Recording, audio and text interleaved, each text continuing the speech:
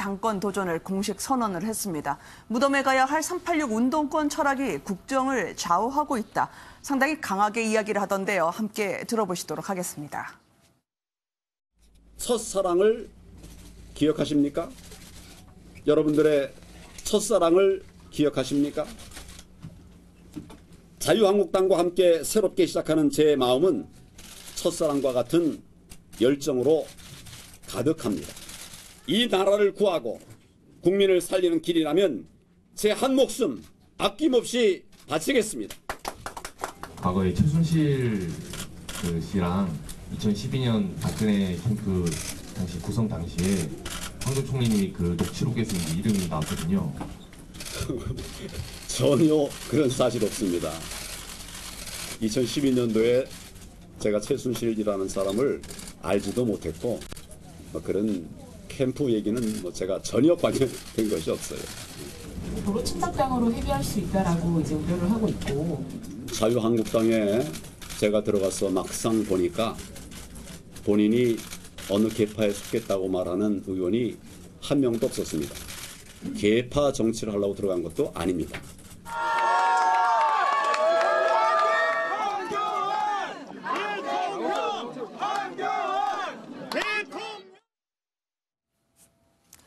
황교안 전 총리의 출사표, 이 장희찬 평론가님 어떻게 들으셨습니까? 글쎄요, 여러 가지 날카로운 질문에도 나름 방어는 잘한 것으로 보여집니다. 최근 황교안 전 총리 행보를 보게 되면 이 국무총리나 권한대행 시절과는 다르게 권위주의적인 모습을 내려놓고 소탈한 행보 많이 하고 있잖아요. 햄버거집을 간다는 등 본인의 머리숱을 가지고 농담하는 것에도 웃어 넘긴다는 등 그런 식의 정치인으로서의 변신을 오랜 기간 준비한 티가 나긴 합니다. 왜냐하면 권한대행 내려놓고 지금 출사표를 던지기까지 굉장히 많은 시간 동안 앞선 총리 출신 정치인들, 고건 전 총리라던가 아니면 또 반기문 전 총장이나 이런 사람들의 실패 장단점을 벤치마킹했을 것으로 보여지거든요. 그래서 오늘 이제 최순실 씨와 관련된 질문에도 본인이 선을 딱 그으면서 더 이상 말이 안 나오게 했는데요. 그러나 제가 한 가지 아쉬운 점은 무난하지만 뭔가 무슨 말을 하는지 확실한 지점이 보이지 않는다. 태극기 관련해서 포용을 하겠다고 말을 했어요. 그런데 그 태극기 하시는 분들이 주장하는 거 탄핵 무효 아닙니까? 박근혜 전 대통령 석방이잖아요. 그럼 태극기를 포용하면 그분들의 주장까지도 자유한국당 내부에서 포용을 해서 주장을 같이 할 것인지 아닌지 이런 것에 대한 입장 정리가 되어 있지 않고요. 오늘 언론 보도 보면 최순실 씨가 황교안 전 총리를 거론한 부분이 나오는데 본인이 법무부 장관 시절에 정윤회 문건이 나오면서 세상이 떠들썩했었습니다. 그런데 법무부 장관이 그 정윤회 문건과 관련된 진실을 전혀 몰랐다. 최순실 씨의 존재나 실체를 몰랐다. 그런 부분 사실이라면 저는 좀 무능한 부분이 아니었나 싶거든요. 거기에 대해서도 지금 이제 출마를 했지만 앞으로 이 전당대회 레이스가 구체화될수록 보다 심도 깊고 디테일한 해명을 해야만 할 것이다. 그때 과연 검증의 칼날을 어떻게 견딜 것인가. 그 부분은 좀 더 지켜봐야 되지 않나 싶습니다.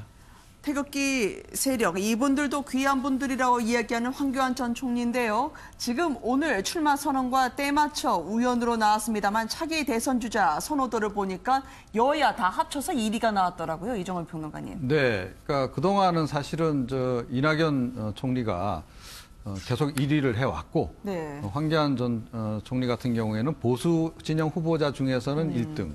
그리고 이제 가장 잘 나왔을 때가 이낙연 총리에 비해서 대비 2등, 2점 정도 나왔는데 오늘은 이제 그 결과가 뒤집어진 그런 걸로 나왔어요. 조금 전에 이제 그 차트가 나왔습니다만 또 이 여론조사를 의뢰한 기관도 지금 진보 매체잖아요. 진보 매체에서 의뢰를 했는데 이런 결과가 나와서 이게 뭐냐 다들 지금 이제 의아해하고 이제 계실 텐데 배경이 없지는 않죠. 그러니까 어떻게 보면 황교안 전 총리를 중심으로 해서 보수의 핵심 지지층들, 특히 박근혜 전 대통령을 지지했던 층들도 많이 흩어졌었는데 태극기 세력까지 포함해서 다시 빠른 속도로 지금 재결집을 하고 있는 그런 그 과정에 지금 돌입한 거 아닌가. 그리고 약간의 컨벤션 효과 그런 것도 지금 이제 보고 있는 것으로 이렇게 분석을 할 수 있을 것 같습니다. 리얼미터가 조사를 했는데 진보적인 매체라기보다는 이제 아니요, 오마이뉴스가 의뢰를 언론 보도를 말씀하신다는 거죠. 어떻습니까? 이 황교안 전 총리예요. 지금 통합진보당 해산을 누가 했습니까? 라고 얘기할 정도로 상당히 강하게 짧게 말하는 것으로 말의 변신을 꾀했었는데요. 옛 통합진보당 의원들이 지금 황교안 전 총리를 검찰에 고발을 했습니다. 본인이 했다고 하니 직권남용이다라던데요. 관련 영상 보시고 이어가 보도록 하겠습니다. 그 대여 투쟁력이 좀 검증이 되지 않았다는 걱정이 된다는 우려도 있는데 좀 어떻게 생각하십니까? 통합진보당을 해산한 사람이 누굽니까? 그 말씀으로 대신하겠습니다. 통진당은 민주적 기본 질서에 위배되는 정당입니다. 해산을 해야 됩니다. 제가 건의를 했습니다. 어려운 건의를 드렸습니다. 대통령께서 결단을 하셨어요. 합시다. 헌법에 맞게 만든 통합진보당을 황교안 전 법무부 장관은 직권남용하여 헌법재판소를 압박하고 강제 해산으로 몰아간 의혹이 있습니다. 황교안 전 법무부 장관의 직권남용을 반드시 처벌해 주시기 바랍니다. 당권 도전을 야심차게 선언을 했습니다만 안팎에서의 도전들이 줄줄이 나오고 있습니다. 일단 이 부분을 어떻게 보셨어요, 김성환 평론가님? 황교안 전 총리가 통진당 해산했나요? 그건 아니잖아요. 무슨 법무부 장관이 그럴 권한이 있는 건 아니지 않습니까? 정당 해산권은 헌법재판소만 갖고 있는 거예요. 네. 헌법재판소 판단으로 정당 해산이 된 것이고요. 전 거기까지 간 것은 뭐 저는 문제는 없다고 보는데 그 이전에 네. 지금 사법농단에 재판 거래가 있었다고 하는 내용들이 계속 나오고 있는 거 아닙니까? 그랬던 당사자가 내가 통진당을 해산시켰다. 이렇게 표현하고 자기의 치적처럼 얘기하는 거는 네. 좀 너무 오버한 거 아닌가 싶고요. 결국 보수층한테 자기의 어떤 능력이나 이런 것들을 어필하기 위해서 저런 발언을 했지만 네. 사실과는 좀 다르다는 말씀드리고요. 거꾸로 얘기하면은 헌법재판소에서 박근혜 전 대통령 파면한 거 아닙니까? 그거는 왜 공식적으로 질문하면은 대답 안 합니까? 그것도 좀 모순적인 태도라고 보고요. 네. 저는 오늘 기자회견을 보면서 정치인 황교안의 품이 얼마나 넓은지 딱 그 협량의 모습들이 딱 나타났다고 보는데 아직도 공안검사가 쓰던 안경을 쓰고 우리 세계를 바라보는 거 아닌가 싶습니다. 네. 그러니까 뭐 기자회견 내내 지금 뭐 나온 것들을 보면은 강성 귀족노조, 386 운동권, 주사파 이렇게 얘기를 하는데요. 그리고 광화문 광장에 김정은을 칭송하는 누군가 시위를 지난번에 했잖아요. 네. 뭐 백드 칭송위원회인가 뭐 그렇게 하는. 그러니까 이른바 이제 황 전 총리가 바라볼 때는 친북 좌파가 가가지고 광화문을 점령했다 이렇게 표현하는데요. 그걸 또 규탄하는 집회도 우파에서 했어요. 네. 그게 자유민주주의 사회거든요. 근데 황 전 총리는 그런 사람이 점령한 것만 눈에 보이는 거예요. 그러면 이런 사람이 집권하면 어떻게 되겠습니까? 그런 사람은 없어져야 될 대상으로 보지 않겠습니까?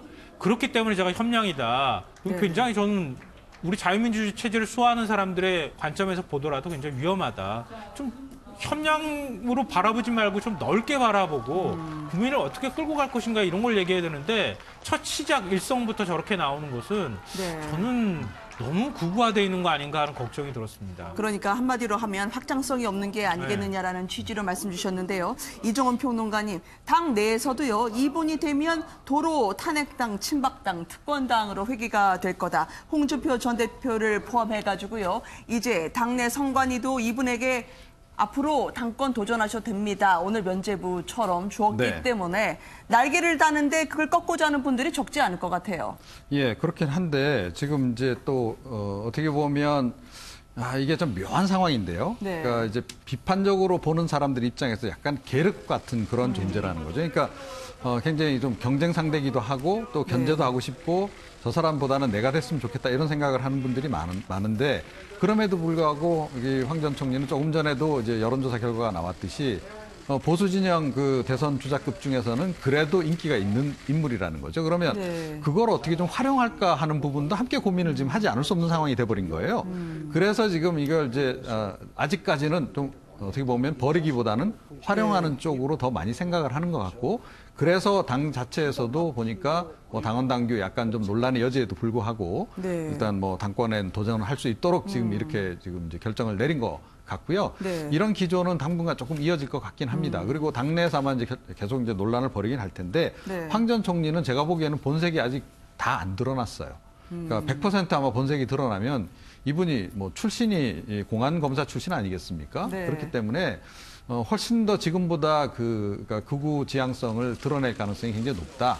그것이 옳고 그름을 떠나서 네. 실제로는 그렇게 전개가 될 가능성이 높고 이게 일단 전당대회를 거치고 또 당내에서 나중에 대권주자 되는 데까지는 네. 오히려 이게 더 플러스 요인이 될 가능성이 높다라고 생각해요. 친박계들을 똘똘 결집시켜서 자기 세력화를 한다면 지금 어찌됐건 지금 자유한국당 내에서는 친박계가 주류 아니겠습니까? 그러니까요. TK와 친박계가 과연 어떻게 표심을 행사할까 장해찬 평론가님 짧게 한번 여쭙고 싶은데요. 오늘 이완구 전 총리도 천안에서 신년회를 하고요. 전 총리분들이 일제히 나오시는군요. 지금 황교안 전 총리는 서울 출신 아니겠습니까? 그러면 대구 경북 표를 어떻게 가져갈지 충청도 분들의 이 움직임은 어떻게 보이세요? 사실 오늘 충청권 주요 행사에서 이른바 빅3라고 할 수 있는 황교안 전 총리, 오세훈 전 시장, 홍준표 전 대표 중에서는 오세훈 전 시장만 참여를 했어요. 네. 그런 부분이 이제 충청권의 표심 그리고 한국당 내부에서도 충청권은 뚜렷한 맹주가 없다. 그렇기 때문에 다시금 또 이완구 전 총리가 주목을 받는 것 아니겠습니까? 네. 그러니까 충청의 마음을 사로잡는 게 전당대회뿐만 아니라 향후 대선에서도 매우 중요하다는 점을 다른 당권 주자들도 모두 의식하고 있는 것 같고요. 저는 우리가 이 빅3만 많이 언급을 하지만요. 네. 나머지 두 사람 주호영 의원과 김진태 의원의 행보를 굉장히 주목해봐야 된다고 생각합니다. 네. 주호영 의원 TK 지역의 맹주라고 할 수 있고요. 이번 자유한국당 전대 출마자 중에서는. 네. 그런데 개파로 보자면 범비박계란 말이죠. 이 주호영 의원이 과연 끝까지 출마를 고수하느냐 네. 아니면 황교안 전 총리에 맞서서 오세훈 전 시장에게 단일 후보로서 힘을 몰아주느냐 여부가 굉장한 영향을 끼칠 것 같고요. 김진태 의원 같은 경우도 끝까지 출마하게 된다면 황 총리의 표를 상당 부분 잠식할 겁니다. 태극기의 네. 지지를 받으니까요. 그런데 김진태 의원이 만약 포기를 하거나 단일을 하게 된다면 네. 황 총리에게 유리해지겠죠. 그래서 빅3의 행보뿐만 아니라 주호영 의원과 김진태 의원의 동향이 한국당 전당대회 당대표를 결정하는데 굉장히 큰 영향을 끼칠 가능성이 높아 보입니다. 네. 홍준표 전 대표가 섭섭해하겠네요. 나도 있는데 라면서요. 그렇지만 말씀은 가늠한 걸로 저희가 알고 있겠습니다.